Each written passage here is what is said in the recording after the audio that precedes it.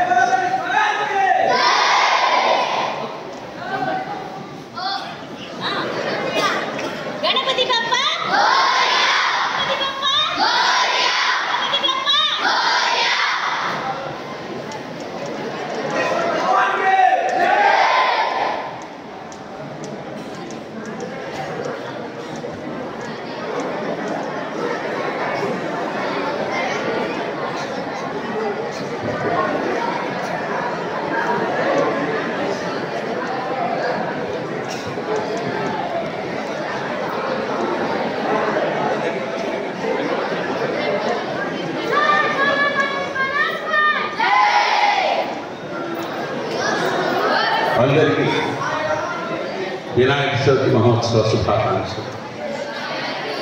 చెప్పండి, నేను చెప్పింది మీరు చెప్పాలి. వక్రతుండ మహాకాయ కోటి సూర్య సమప్రభ నిర్విఘ్నం కురు మే దేవ సర్వ కార్యేషు సర్వదా.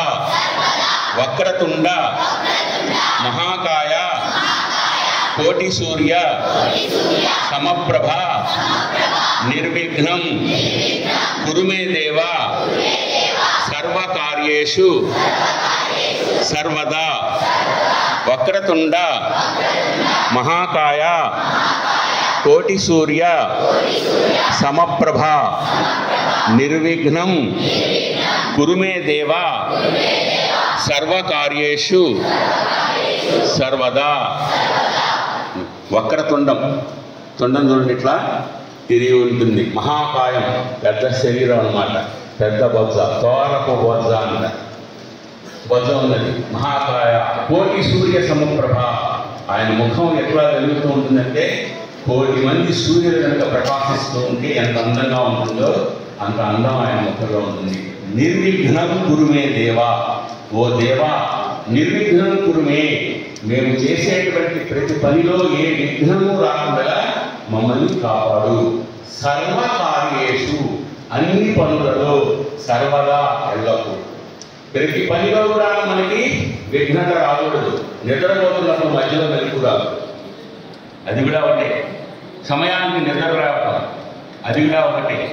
కనుక ఇవన్నీ కూడా ఏంటంటే మనం ఏ పని చేసినా ఇందాక మనకి చారిసారి చెప్పారు ఏంటంటే మనం విఘ్నేశ్వరుడిని పూజించుకోవటం అనేటువంటి ఆనవాయి. అంటే ఏ పని చేసినా విఘ్నేశ్వరుడి యొక్క అనుమతి తీసుకుంటాం. కానీ ఇక్కడ ఒక చమత్కారం ఉంది. ఇప్పుడు కనుక వినాయక చవితి హైదరాబాద్లో కానీ విజయవాడలో కానీ తిరుపతిలో కానీ జరపాలి అంటే విఘ్నేశ్వరుడే వెళ్ళి పోలీసు వారి నుంచి అనుమతి తీసుకోవాలి. పోలీసు వారు అనుమతిస్తే కానీ అవన్నీ కూడా మనకి జరగవన్నమాట. కానీ మీరందరూ కూడాను మనస్సులో అనుకుంటూ మిగతా రోజు ఉండేటువంటి విధంగా కాకుండా ఈ కూర్చునేటువంటి గంటన్నర సమయం కూడాను ఒకటి చెప్తాను, అది మనస్సులో అనుకుంటూ చేయండి. మధ్యలో నేను ఏది అనమంటే అది అనండి. అనండి. ఓం గం గణపతయే నమః. ఓం గం గణపతయే నమః. ఓం గం గణపతయే నమః.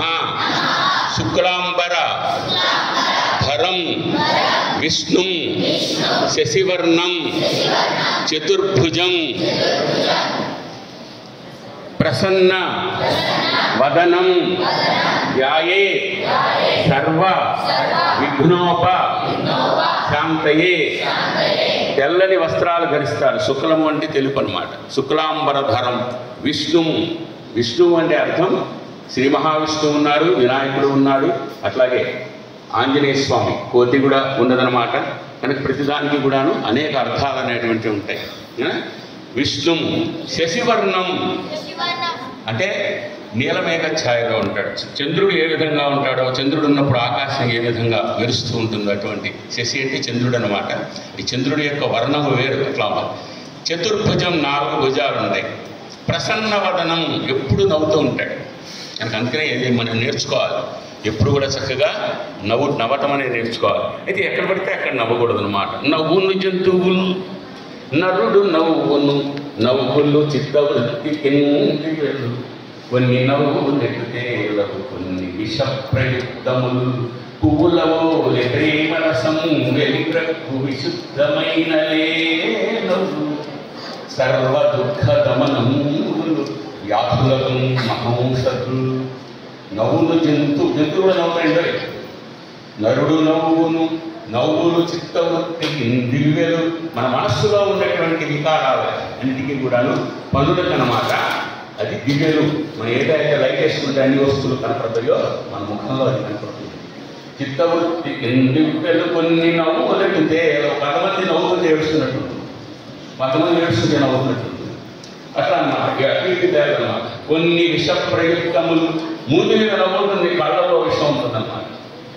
పువ్వులు ఎటువంటి నవ్వు కావాలంటే పువ్వుల ఓలే. పువ్వులు ఎప్పుడు చూడండి ఎంత ఆనందంగా ఉంటాయో. పువ్వుల ఓలే ప్రేమ రసమును వెలిగిరకు. ప్రేమ అనేటువంటి రసాన్ని, ఆనందాన్ని, అమృతాన్ని అది మనకి ఇచ్చేటువంటి నవ్వు కావాలి. మన ముఖం చూసి మన నవ్వు చిరునవ్వే ఉండాలి, పెద్ద నవ్వు ఉండకూడదు. చిరునవ్వులు అవ్వగానే మనకి వాళ్ళు మన ఎదుటి వాళ్ళు ఆనందపడేటువంటి విశుద్ధమైన నీలవులు సర్వ దుఃఖ దమనములు. మనలో ఉన్నటువంటి అన్ని దుఃఖాలను పోగొడతాయి. వ్యాధులకు మహౌషధులు, అనేక రోగాలకు పోతుంది. ప్రపంచ లాఫింగ్ డే అనే పేరులో వస్తుంది. మన ఒంగోలులోనే జరుగుతుంది 3 రోజుల పాటు సముద్ర తీరంలో. ప్రపంచ దేశాలు అందరూ వస్తారన్నమాట. ఇంకా 3 రోజులు నవ్వటమే. కనుక ఎందుకు జరుపుకుంటాం ఈ 3 రోజులు? మిగతా 362 రోజులు కూడాను నవ్వే సమయం లేదు. కనుక లాఫింగ్ డే. ఏ డే వచ్చినా గుర్తుపెట్టుకోండి. దేన్నైతే మనం మర్చిపోతున్నామో సంవత్సరంలో 1 రోజు దాన్ని గుర్తు చేసుకోవడమే ఆ డే యొక్క ప్రాధాన్యత. అందుకే laughing day, world laughing day అని చెప్పి జరుపుకుంటారు. 3 సార్లు దాని నిండా జరగడం జరిగింది. కనుక మనం ఇప్పుడు వినాయక చవితి పూజ అనేటువంటిది మొదలుపెట్టుకున్నాం.